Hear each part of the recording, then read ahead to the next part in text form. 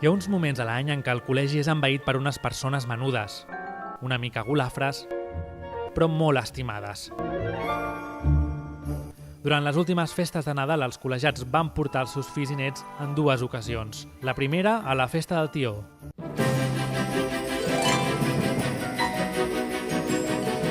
Algú una mica tímid al principi, però a l'hora de l'espectacle la cosa canviava.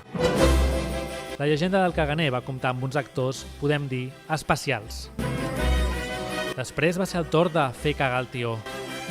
I per acabar, un moment per les fotos, encara que els nens no hi estiguessin massa pendents. I sobretot, per obrir els regals. Uns dies més tard va ser la festa de Reis.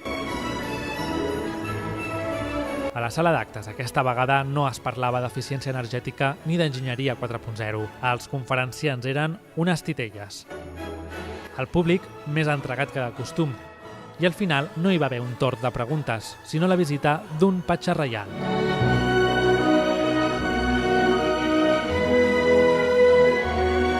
Amb la il·lusió de poder compartir els desitjos per la nit de Reis, acabava una altra celebració que, com la del tió, demostra que Enginyers BCN és molt més que un col·legi professional.